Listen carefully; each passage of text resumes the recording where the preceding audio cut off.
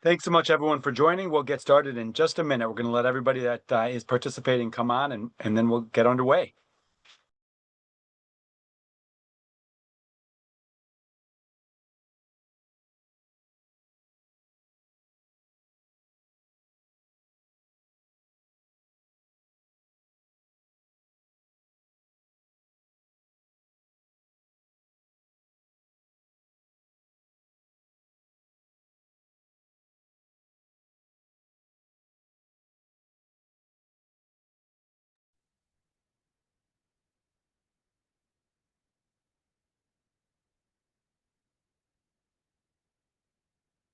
Well, thanks, everybody, for joining. Excited to be with you for another one of our Secretary Speaker Series. My name is Wade Crowfoot, and I get to lead the California Natural Resources Agency. And as part of that, we've built these public dialogues that bring together and lift up leaders across California, advancing big shared priorities in the Golden State. I love these conversations. They're probably part of among the best parts of my job because I get to meet a lot of really interesting people and be inspired. And I think today we will definitely meet interesting, transformative leaders and get inspired. Um, I want to first of all recognize this moment that we're in and just let everybody in the greater Los Angeles area and across California just know that we are with them. This is a time of fear and uncertainty given these federal actions, and it's a time when we stand up for each other across California and support one another. So I just wanted to recognize that we have this conversation in the backdrop of some really difficult times. As Governor Newsom and our state leaders are so strong to point out, this is the time when we stand up for California values. What makes us strong in California is we are not only working across our differences, we are celebrating and thriving across our diversity in California. And so I just want to kick off this discussion by welcoming, or I should say, wishing everyone a happy Pride Month. Across our agency, the Natural Resources Agency, we celebrate our different heritage months, be it Black History Month or Women's History Month or Pride, to really recognize that we are uniquely American in that we have all of these different backgrounds, all of these different identities, and we come together as one. So I want to share a slide that shares or that shows you all that we have going this month at the Natural Resources Agency. There are speaker series, discussions like this. Our agency is marching in the Sacramento Pride Parade. We have a career panel all about just lifting up this diverse community and celebrating our differences. So if you want to learn more about what we're doing for Pride Month or figure in and participate, please find out more information at the link that's been put in the chat. We've got a lot of important things to talk about today, all about outdoor access and outdoors for all. But before we get too far in, I want to share that for those of you who might be joining us for the first time, there's a few ways that we try to help this conversation be as interactive as possible. My colleague Geeta Chandra, who is responsible for organizing these discussions, is staffing the chat function on this platform. So make sure to open up the chat because as we introduce speakers, you'll learn more about them and the organizations from which they come. And then as we talk through different topics, Geeta will put up information sources and links. It's a great way to kind of go deeper into the conversation. There's also a Q&A button at the bottom of your screen. So at any point, you can click that button and ask us a question or share an observation. We'll see that as panelists. In some cases, we'll be able to respond via the keyboard. And when we respond, everyone will see the question and the answer. Some of the questions or observations are great for me to bring into the group discussion at the end of our dialogue here today. Also, we are recording this session, so come tomorrow, if you go to our Natural Resources Agency website, you'll have a recording of this discussion that you can watch again or share. And included with that recording will be a copy of all the informational links and sources from the chat function. That's something we've added based on feedback of those who have participated before. So let's get underway. I talked about this, remarkably challenging moment in California in the United States right now. We know that in the outdoor space and the recreation space, there are so many attacks coming in on these priorities: outdoor access, recreation, public lands. Remarkably, in Congress, there was actually a proposal that was introduced to sell off public lands. These are lands that were designated in some cases national parks, national forests, national monuments over a century ago. The good news is that the proposal was defeated in the House of Representatives. The bad news is we understand it's coming back in the Senate. This is paired with massive, very hasty cuts across our federal agencies, be it the National Park Service or the U.S. Forest Service or the Bureau of Land Management. That means there are less staff to actually welcome us into these public lands, these federal public lands, and keep us safe in these places. And then I should say there's all sorts of targeting of California, as you're probably understanding, and the grants that we receive, et cetera. So we're not going to dwell on that today. We actually had, about a month ago, we had a discussion really specifically about all of these attacks and this remarkable breadth of groups that's coming together to really defend public lands against these attacks. Today, we're actually taking a different tact. It is State Parks Week, which is our opportunity to lift up America's largest, oldest, most varied state park system in the country. 280 state parks. We'll hear more about that today. And this is a great opportunity to check in with the leaders across California who are helping more people get outdoors.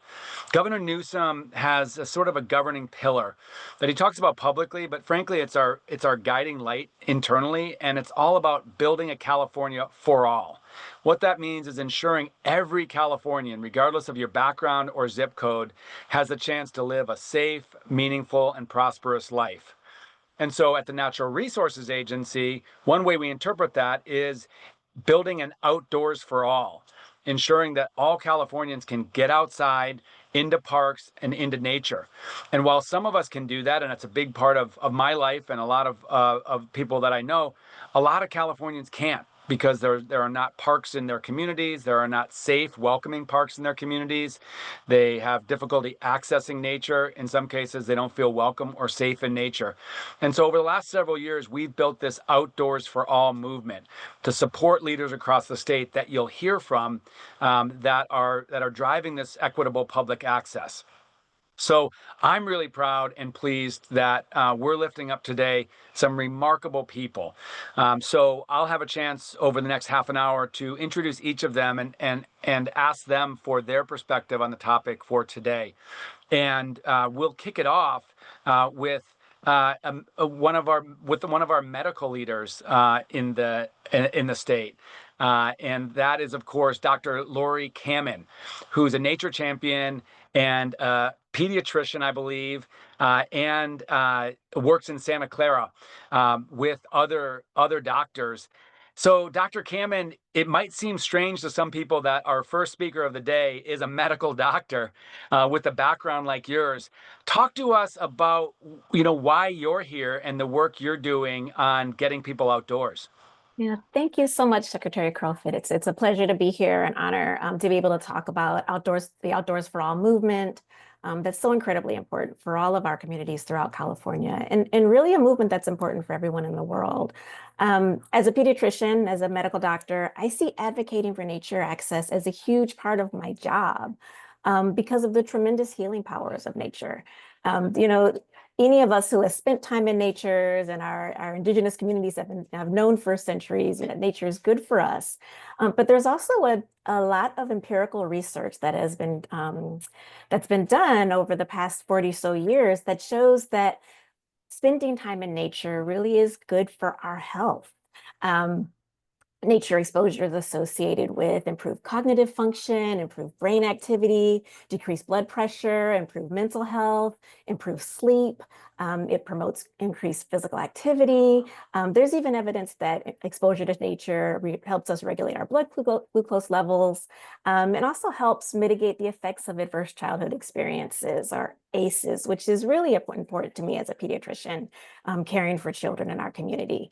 So I really see nature as an evidence-based health intervention.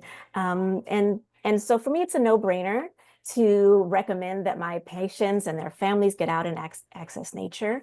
But the reason I really came to do this work was because I found that, like you said earlier, many communities don't have access to safe green and blue spaces where they can get outside. We think of nature as being this amazing free thing that anyone can just go out and access. But really, for a lot of communities, especially for safety net communities like I care for at Santa Clara Valley Healthcare, my patients are often immigrants from under-resourced areas considered to be really vulnerable populations. And what they tell me is that lots of things keep them from accessing parks. Things like lack of transportation, park entrance fees, English-only signage, and often just like a general sense of not feeling welcome or not feeling like that space belongs to them. So I was lucky enough 9 years ago to be approached by a really innovative thinker, Michelle Wexler, who works with our County of Santa Clara Public Health Department. And she had partnered with our Santa Clara County Parks and had a grant. And she came to me and she said, "Would you be willing to prescribe parks to your patients?" And I said, "Absolutely. I would love to take my patients to the parks if we can develop a program that overcomes all those barriers to getting to the parks." And that's what we did. We developed a program that provided transportation, free parking passes, um, that provided a community worker, through the public health department who could welcome the families into the parks. Me and my staff, other physicians and nutritionists would meet the families in the parks, and we would be there with our families, and we would just all walk and play and hang out in the parks together. And what we really found was that being in the parks was a great way for our families to improve their health. I saw my patients improve their lab results, their metabolic labs. I saw them improve their habits, their healthy lifestyle habits. But I also saw them developing community and really becoming friends with other people in the community, from other patients and families, and also connecting more with us on the medical side, which really helped us improve the care that we could provide for them. Um, That is incredible. I want to ask you, what do some of your patients say when you are essentially prescribing them, giving them a prescription for nature?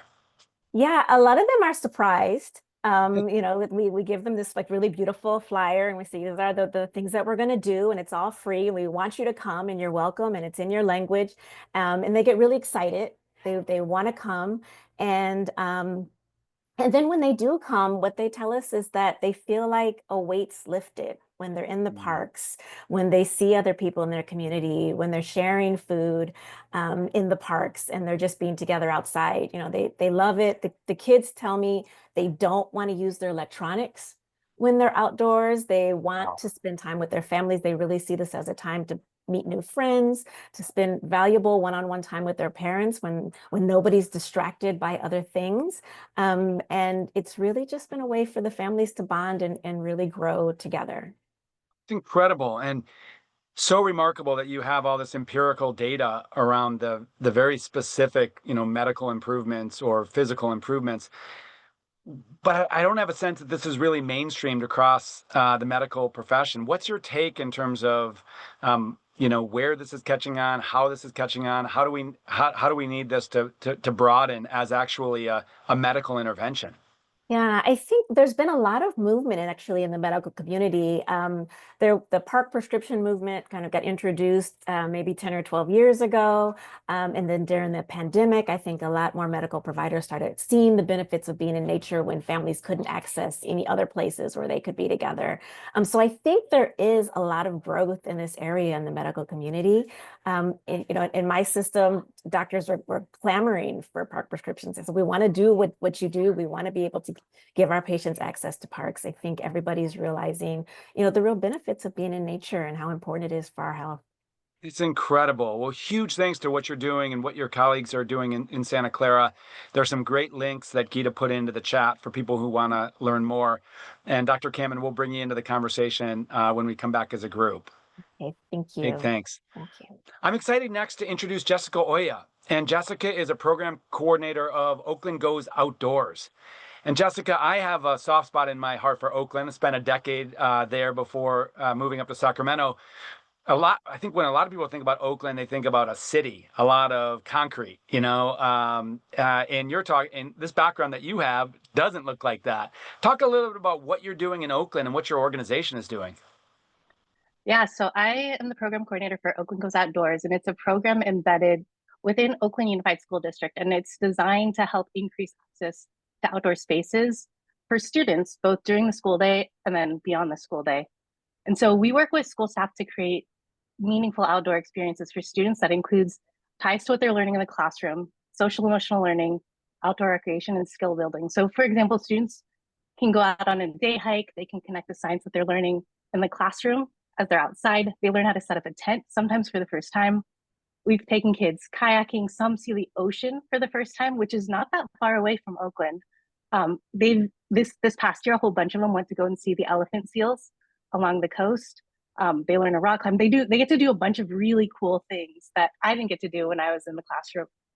Um, and so I'm a former classroom teacher and cross country coach, and I taught high school science and public health for 11 years in OUSD at Title I schools.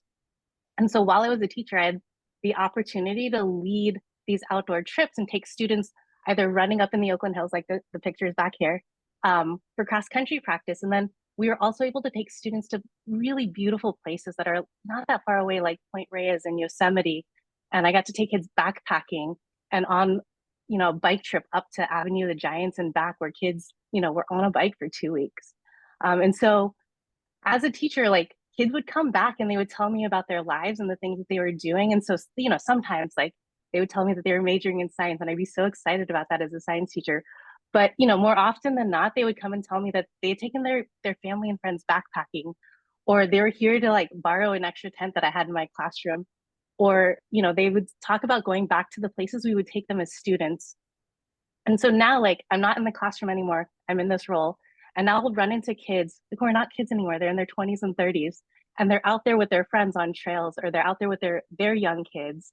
And so, even though I love teaching and working with young people, like this was limited to just the students that I got to teach every year, which is like, 100 students or so, but that's not the like 30,000 plus students that represent Oakland Unified School District. And so if my students were able to have this experience, then I wanted all kids in OUSD to one day be able to do this as part of their regular school curriculum and school day. That is so cool and so transformative. And I'm so glad that that it exists and it's kind of institutionalized within the school district. Talk, if you would, because I think it's important for people who don't, haven't worked in a Title I school or don't work in a working class or working poor community. What are the barriers you're helping these kids overcome to get outdoors? I mean, why aren't kids getting out to the ocean if it's just a few miles away, or getting out there and having some of the experiences that you're giving them? Yeah, so I mean, like it's like a 10 to 15-minute drive to go from pretty much any OUSD school into like the beautiful like hills of Oakland and Berkeley. Your But backdrop. yeah, I mean, this is just from like, a hike that, is like 10 minutes from my house. And so, but kids, when I would take them running like for cross country, we'd go up there and they're like, is this Oakland still? Like, where are we? Just because, the images and the places that people are going to school and living in are like pretty densely urban. And so part of it is transportation. Like it's really difficult to get to trailheads. It's really oftentimes difficult to access the gear that people think that they need in order to be outside. Oftentimes my students weren't seeing people that look like them out on the trail. They might not know where to go.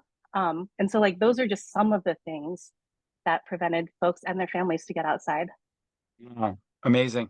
So what do we need to do in California to get more of these programs across the state? Is it a funding thing? Is it a raising awareness of school districts to understand the importance of outdoor education, outdoor immersion?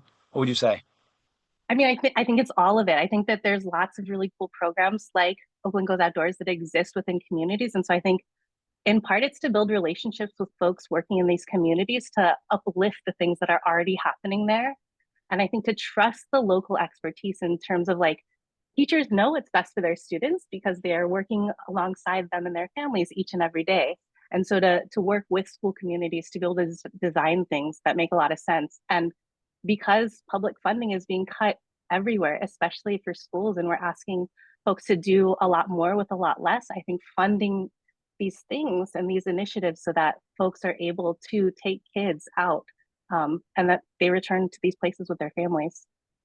Totally. And we've talked to state parks. We're going to have the state parks director on in a moment about creating these like plug and play opportunities for teachers, because teachers are, have a full plate. And so you can't expect a teacher to go out there and then plan, a unique field trip. Like we want to provide these opportunities, right, that people can plug into.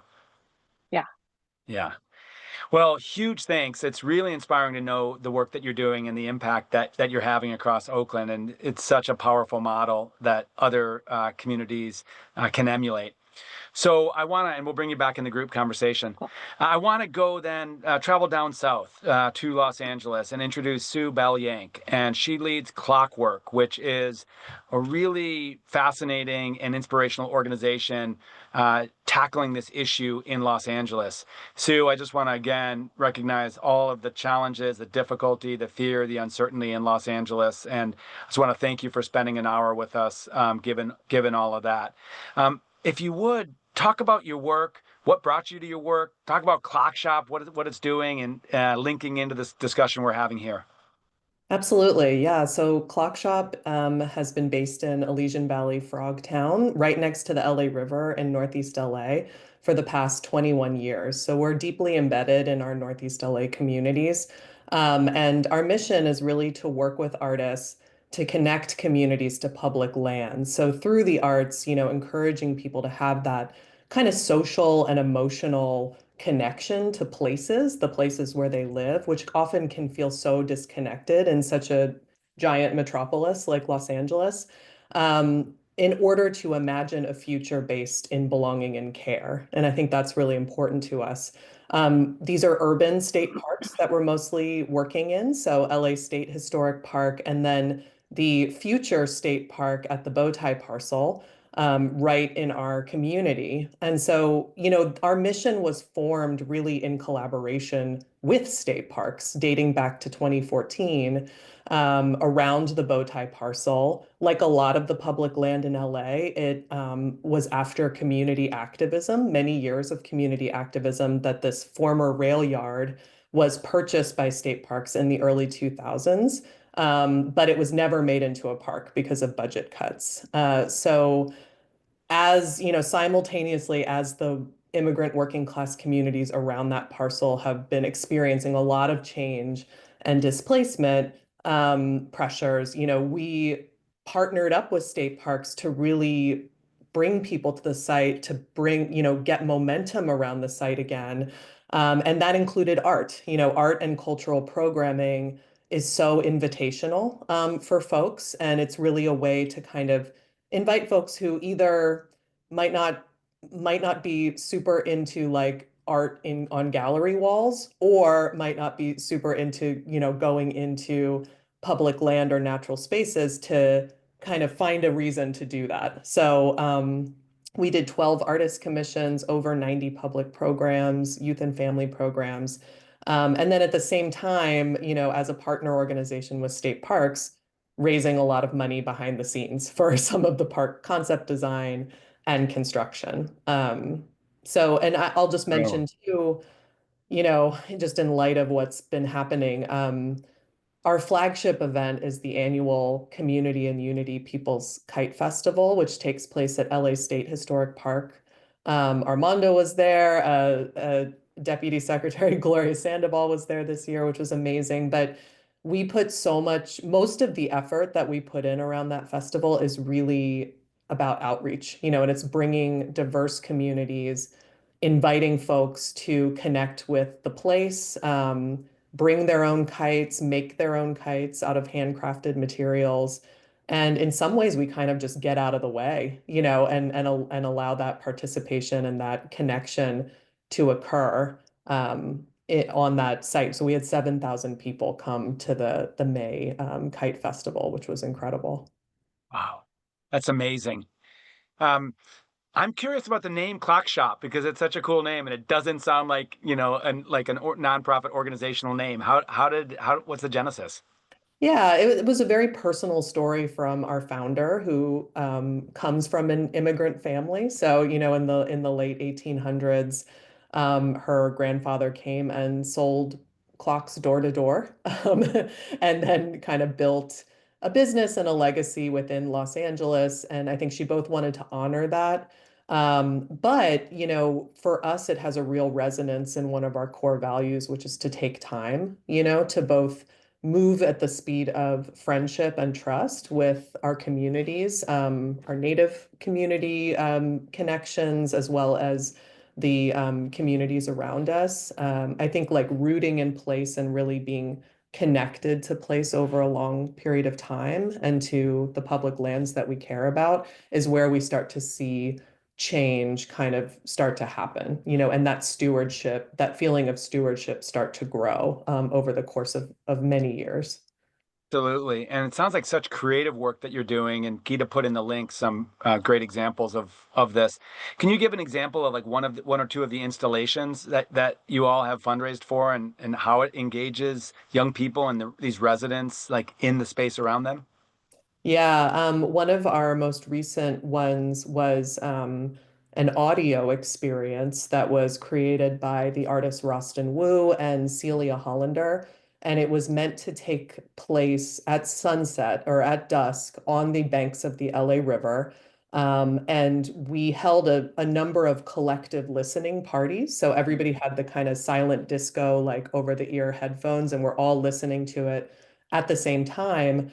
And the artist described it as part speculative disaster horror, but then also part meditative experience. It was kind of this really interesting mix of like a meditative feeling of being along the river, but also a deeper dive into the very messed up LA watershed and how it works and how the Yeah. river's part of it, but then also how projects that are happening, like the Bowtie Wetland stormwater recapture project that's currently under construction at the Bowtie, could be a future vision for how the city could work and how the watershed and care for our natural resources could start to shift.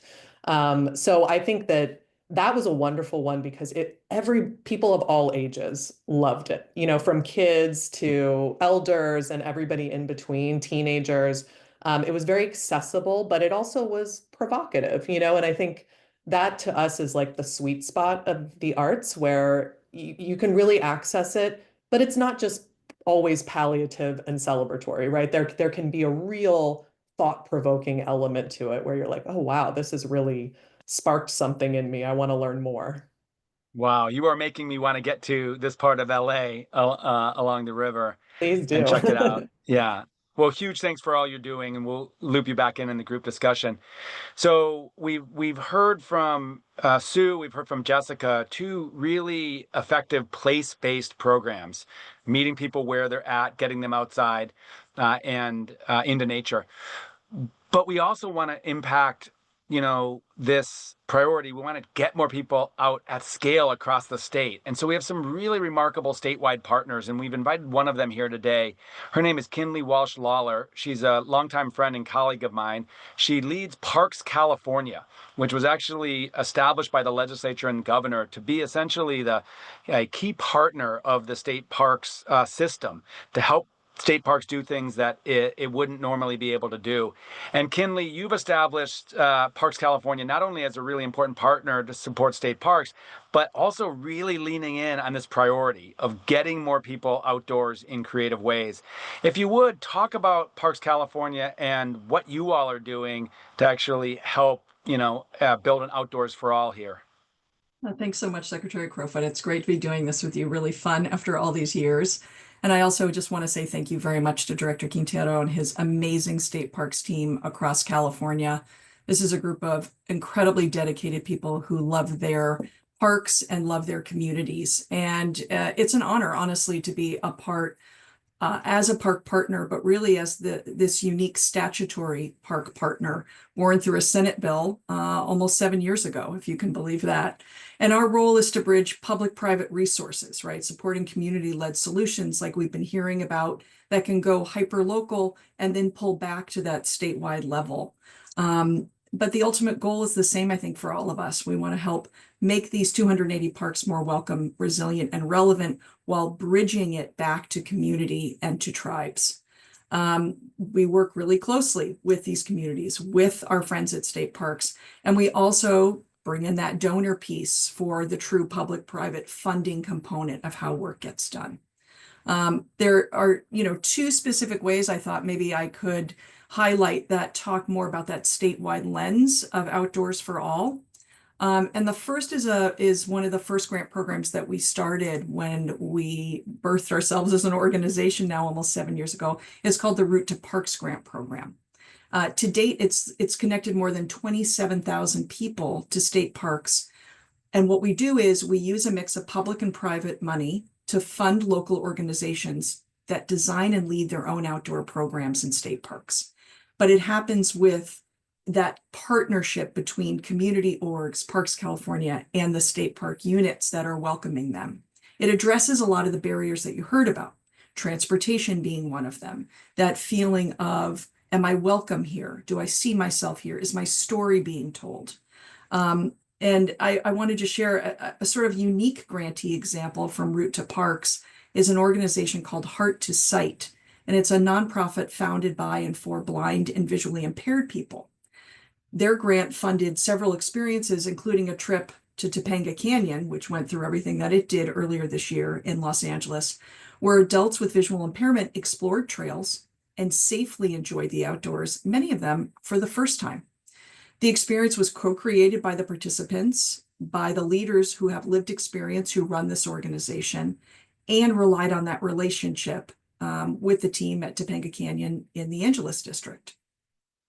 The other one that takes it to a different idea, but connects a lot, Sue, to what you talked about with Clock Shop, is the partnership opportunity that we have with California State Parks on Arts in California Parks, which is this incredible statewide opportunity.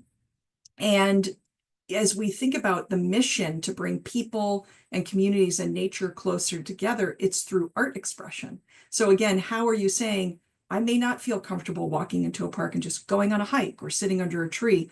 My way of doing it may be something that I can feel or touch or see or create. One of the grantees that we worked with recently that's working both in state but also city and county parks is a group called Outside the Lens. And this is a group that did some work at Silver Strand State Beach in the San Diego area. They're a youth media organization. So again, a very different kind of engagement. And we partnered with them to create photography workshops at the Silver Strand State Beach Park. And teens from nearby neighborhoods, many who were again visiting beaches for the first time because of all of the barriers we've been talking about, used photography to capture textures and wildlife and personal reflections. And of course, what started as a creative exercise turned into something much, much deeper, which we've all started to see, which is stories of identity and self-expression, all that became rooted then in the outdoors and in nature. So, for us, it's complete honor to be a part of these collaborations that start to show what's possible when we center on trust and creativity and community leadership with that end goal to making sure everyone feels welcome and sees themselves in the stories and the systems. So, so a little bit of what we've been doing statewide, and it's a joy to really play a role. It's such a big deal, and you guys have been such a momentum creator. And I want to give a shout out to other key partners. We have a State Parks Foundation. We have so many organizations that are partnering up with state parks, but more generally just on this overall topic. And they say if you want to go fast, go alone. If you want to go far, go together. We want to go fast and far, of course, on Outdoors for All, but you help us do that. Talk, if you would, for just a moment about the tribal partnerships. While that's not the thrust of our discussion, a lot of us are living this work and this priority, but other people maybe not so much. So what is the role of the tribal partnerships in really achieving this Outdoors for All? Yeah, again, I think bringing it to light through an example of an amazing partnership that was happening and now is supported also by one of the MOUs that Director Quintero and his team are signing is the Amamutsan Land Trust and the Amamutsan Tribal Band working with the Santa Cruz District at Año Nuevo in the Sacred Valley, Coroche Valley. And we've been really fortunate to be able to engage with the tribe and their Eco Steward Youth Program through our Career Pathways Grant Program. So again, sort of looking, Route to Parks gets people there. Arts and Parks helps people arrive and then create and connect. And this idea of career pathways then is really focused on how do we help, in this case, Native American youth see job opportunities in parks and on public lands. In some cases, they get introduced to these parks and public lands on their sacred lands, on their lands that are now parks. And so for us, we're always listening, and we're listening and learning mode, right? Constantly when it comes to community or tribal engagement. In this case, for the last 3 to 4 years, we've been able to financially support bringing in those eco stewards, but they've done incredible work, on planting native plants that they're growing on an adjacent farm, removing tinderbox trees. I learned recently that there was an incredible effort made to remove Doug firs when stacked to be burn piles were 3 stories high. So you think about how important that is, and that intersection again of Native youth, eco steward jobs, and the state park staff coming together and learning from each other is such an incredible thing. So again, all of this with the intent that each of these programs and each of these approaches may pilot in one park or pilot in one district, but that they are able to scale more broadly statewide because of what's been learned by us, but really by those organizations themselves and by the state park districts. So energizing to hear. Big thanks for all you're doing. Parks California, our partners on building this momentum. It really does feel palpable that this momentum is growing. Big thanks, Kinley. Thank you. I'm next going to introduce somebody that a lot of us know, and that is Armando Quintero. And Armando is our director of state parks. Armando, I can say you and state parks are the beating heart of the Outdoors for All movement in California. I think we can be honest that our national parks and our state parks haven't always had this priority: equitable outdoor access, expanding public access to our parks in creative ways. And you have been leaning on this into this since you got here. Happy State Parks Week. I know you're bopping around the state as we're talking here today. Talk about what Outdoors for All means to you, but also, as importantly, how it's manifesting through our state park system. Great. Thank you so much, Wade, and everyone. I just have to reflect that Dr. Kamen, Sue Bell, Jessica, and Kinley, as each of you spoke, you talked about us being the beating heart. It felt like my heart was getting bigger, and in a healthy way, because I could not agree more with everything that you said. And a couple things that sort of landed on me that sort of reflected everything was when Sue Bell said, we get out of the way. We do this program, we get out of the way.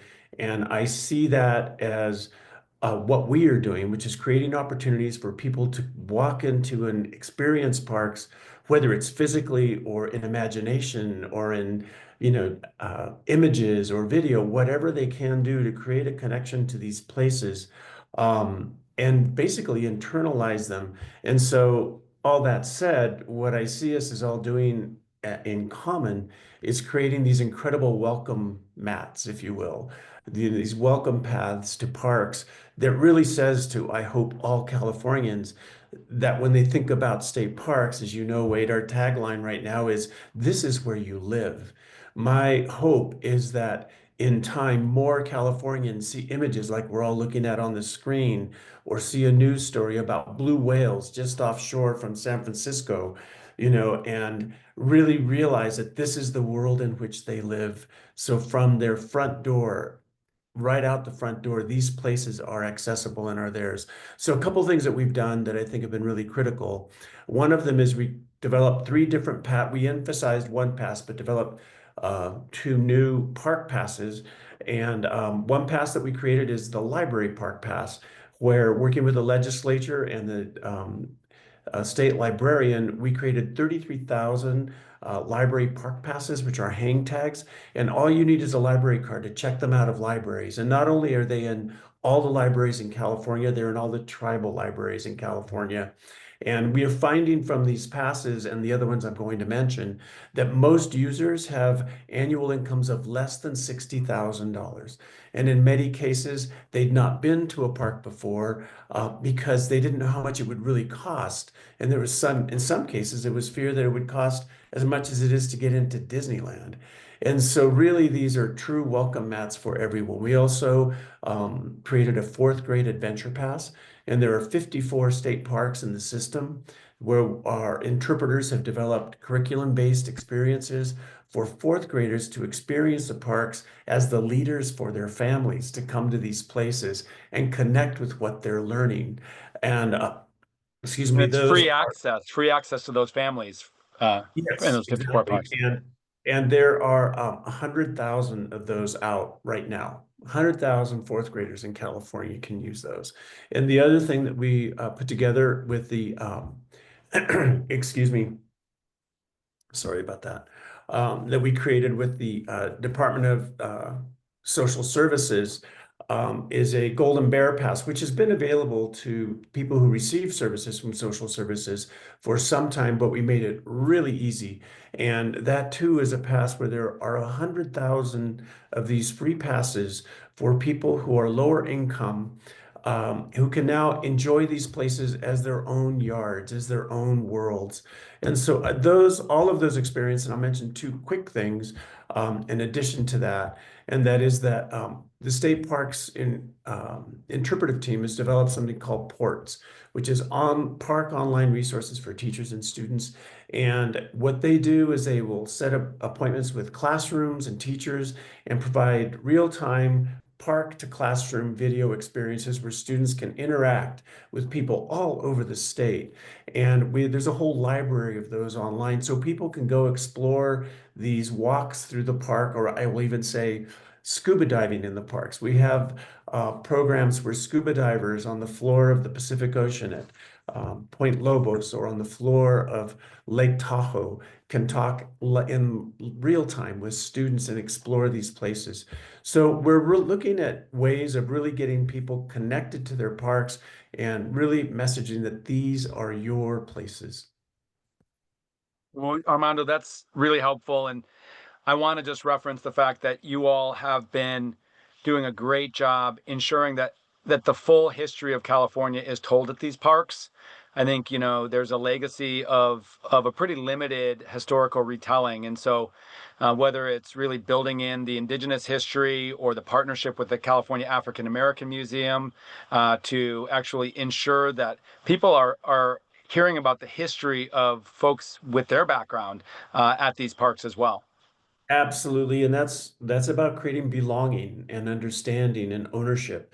And we are doing a broader effort called Re-examining Our Past, where we look at the materials that we present, the stories that we present in exhibits, and we're rewriting much of that.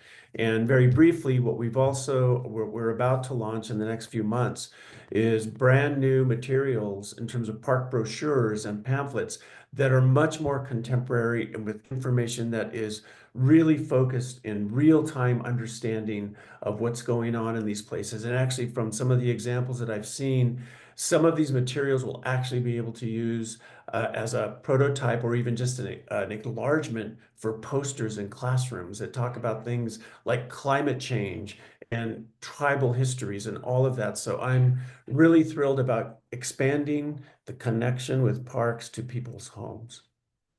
That is exciting, Armando. We're going to ask you, there's some good questions coming in from those joining us today, and we're going to bring those into the group conversation. The last panelist, before we get to the group conversation, is my colleague in the office where we work, in the office of the secretary, and that's Gloria Sandoval. Gloria serves in a new position that Governor Newsom created called the Deputy Secretary, or essentially the leader of outdoor access across the Natural Resources Agency. So that our agency also includes state parks, but all of our state conservancies and Department of Fish and Wildlife and so many different entities. Gloria, talk a little bit about first of all, your pathway. I think it's really interesting. You're sort of coming up, and how you got interested in this, and the unique background that you bring to this work. Buddy, really an honor to be here with you, Wade, and all our panelists. There's a lot of great work taking place, and I have been very lucky to. I had the opportunity to work at the then Department of Boating and Waterways 25 years ago, and that started this career of making sure that all Californians have access to recreational opportunities across the state, but that they do so in a way where it's responsible and it's safe and that we're protecting natural and cultural resources. So in these 25 years, I have met amazing people that really are passionate, and they're dedicated to making sure that more people spend time in the outdoors. And it's because spending time in the outdoors really helps with our physical, mental, and social well-being.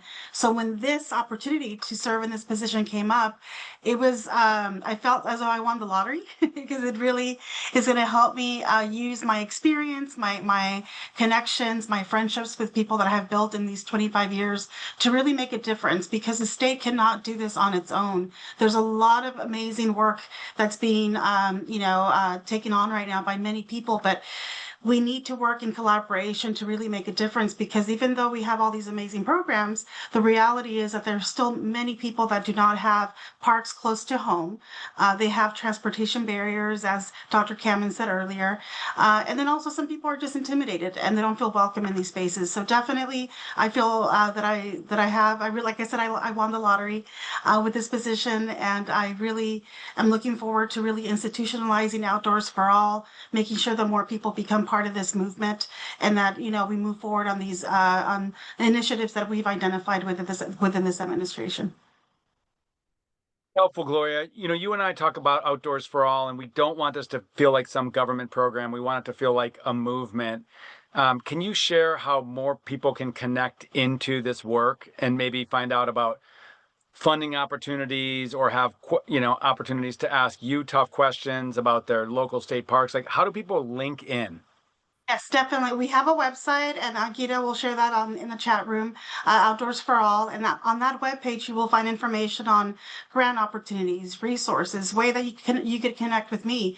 Definitely take advantage of this new position to really find out, how you can help build a healthier community for your loved ones. Also, give me ideas of some of the ways that we're missing the mark, and that we probably haven't identified some of the issues that you as a Californian are encountering in your community. Also, we have a new newsletter. It's called the Trailblazer, and I really encourage all of you to subscribe to that, because that's another way that we are providing information to the public on grant opportunities, but also we're sharing stories on the success of some of these programs and how these programs are helping build healthier communities and help people connect. People are connecting to nature, and then on your own, please share, your stories on social media. Invite somebody who has never been to a park or a beach to experience that. I know years ago, I had a family member that experienced the snow in Lake Tahoe for the very first time. She wanted me to make a U-turn and go back, but we kept going. And even though we took a little bit longer to get there to Tahoe, she loved that experience, and she now takes her family often to Lake Tahoe. So it's those experiences that really helps with this movement, and it really creates stewards for the outdoors, and it also helps us with future funding opportunities, because it's really important for especially our legislators, our leaders, to understand why Outdoors for All is not simply an initiative. It's a movement that could help all of us lead better lives. Thanks, Gloria, for what you're doing, and want to encourage people, if you're not signed up for that Trailblazers letter, it comes out just once a month. It's a way to keep up with this, including opportunities to engage or to get resources, etc. So you're really the kind of the hub of this whole movement, Gloria. Let's bring everybody back. We've got great questions coming in from, over 150 people who have joined us here today. Dr. Kamen, a lot of love for your comments at the top of our discussion. A couple questions from Steve and Jared about are insurance companies beginning to jump into this? Do we see a time when insurance companies can help underwrite the cost of getting people into nature, or even things like providing these opportunities at state parks? Not necessarily your responsibility to answer that, but I think it's a cool concept, and I'm just interested in your thoughts. Yes, absolutely. I think insurance companies are starting to get behind this movement. We've had success with insurance companies helping families to get taxi vouchers to attend our events, and we've also started a group medical visit in our clinic where the patients get to come in, they have a visit with the physician, and then we afterwards go to the parks, and the families get to play in the parks, and so that's a reimbursable visit. So I think there are lots of ways that that the medical community and insurances are kind of working together to be creative about helping patients access nature. Yeah, thank you for that. And that's so exciting. And we should figure out ways at the state level to link up with our health and human services agencies that work with insurance. We talked a lot about inaccessibility, but we didn't talk too much about those with physical disabilities and enabling them to get to parks. And Armando, questions coming in about the fact that some of our state parks may not be accessible for people with physical disabilities, and how is state parks, addressing that? Well, for some time now, all of our new construction is required to be accessible. And we have older buildings, trails, and such that we have not updated, but when we do renovate those, that's what we work to do. As you know, as many people know, there are 280 state parks with thousands of miles of trails and hundreds of facilities. And so again, with the new things that we are doing, we're making sure that they are accessible. And as we go to do deferred maintenance work on buildings, we're improving the accessibility on those areas. But there is a lot of work there to do. Yeah, and it's one of those things where we can mark our progress, but also recognize we still have a lot more work to get done.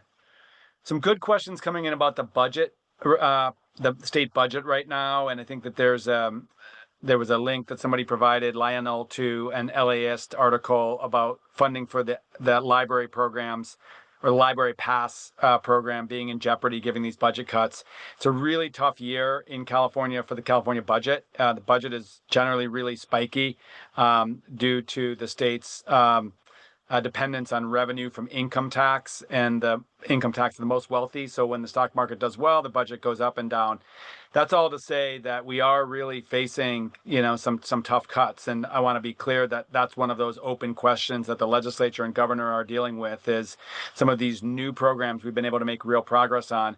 Can we maintain that? Will we have to scale them back or even temporarily discontinue them? That's a live conversation. There is a real point of optimism, though, with the budget that I want to let everybody know about, and that's the climate bond. California voters passed a general obligation bond last year. Essentially, it's permission for the state to borrow $10 billion to protect Californians from climate change. So that's everything from wildfire to water resilience. But there's significant funding for recreation, including a $100 million new trails program that we're going to be building over the next year. And so we want to encourage folks to, once the budget process ends this summer, we're going to be really kicking off a lot of that discussion about, how do we get funding from the climate bond into communities to support the organizations like those you've heard from, as well as some of these new really exciting programs. Want to ask a question. I want to kind of spread out the questions, but Armando, of course, you're getting a lot of questions as the big boss of state park. What's the mechanism for community-based organizations to partner with state parks? In other words, you heard, for example, Sue talk about this partnership. How do other, organizations link up to state parks? There's a few ways. At the local level, contact your local park employees, and I would look for somebody who works in interpretation or the superintendent and ask what kinds of activities they have going on and what the mechanisms are there. And at the headquarters office, we also have a partnerships office, and that's where we put together formal agreements with organizations that want to bring folks into parks. And we've got various models for that, and we're continuing to experiment rather. So things are always changing there as we continually focus on improving the delivery of that access. That's really, really helpful. We've got about 5 minutes left, and I want to see if we can do a little bit of a final round here, and ask each of you what does success look like in a decade from now in California? Given all this uncertainty nationally about these priorities, what is something that you want to see, or what does success look like to you? It can be either in your community with your organization, or more broadly. So, Dr. Kim, and I'll go to you first. Yeah, that's a big question. I think success would mean that every child and family in the state has access to safe green space and blue spaces that they can easily access from their homes and in their communities. That is the vision. Yeah. Thank you. We'll go in the order we talked in. So over to Jessica. I mean, I think Dr. Cameron, you said what I hope too. I hope every single kid, family, school has access to these places and knows how to get to these places, has the funding to be able to do so, so that these places can continue to be protected for years to come. Right on. Sue. Yeah, just, I mean, speaking from the urban parks setting, I think there's a lot we're navigating right now, and there's always a lot of threats to public lands and urban spaces.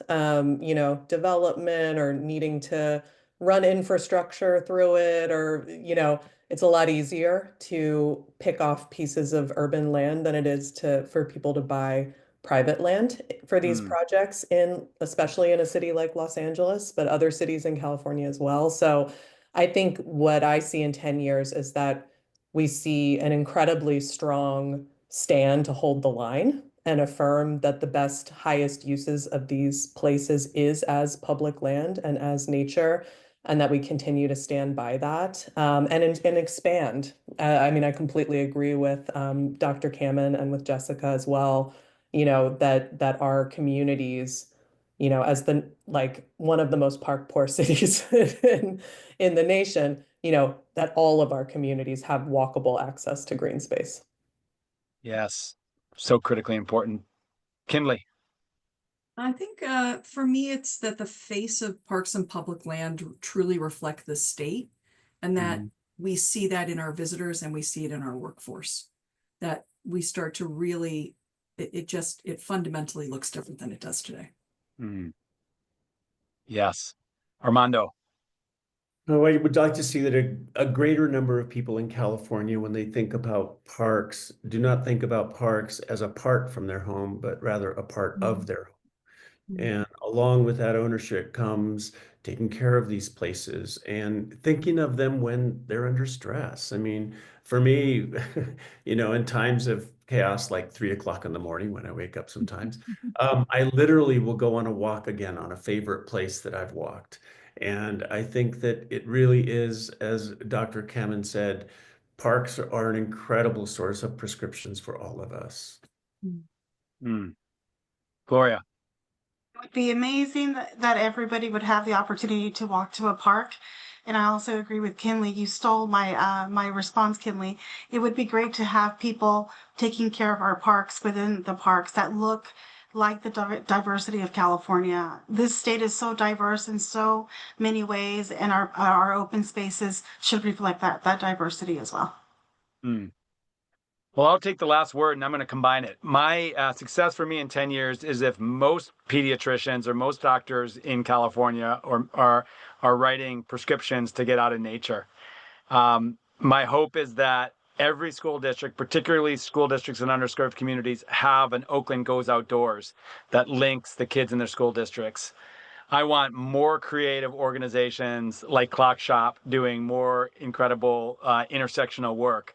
I want to get Bowtie and other long-awaited projects done in park poor communities.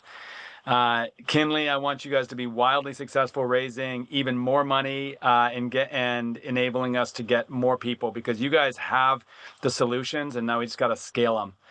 Armando, keep doing what you guys are doing. Incredible state parks team. There's been paradigm shift on all of these things. I see it. I feel it in the state parks. And then Gloria, you're the glue that keeps us all together. So your success is our success. Big thanks to all of you guys that have joined as panelists for all that you do. Big thanks for everyone who's joined as participants, over 150 people here today. Many of you probably spending a lot of time in your own communities advancing this work. Never been a more important moment than now to ensure that everybody has access to the outdoors and nature. Thank you for all you do, and thank you for all that we will do together. Last slide. If you have any suggestions, requests for us, either in relation to this discussion or suggestions about other discussions, please hit us up at this email, secretarysuggestions@resources.ca.gov. I wish everyone a good week, and we hope to see you again soon in another conversation. Take care.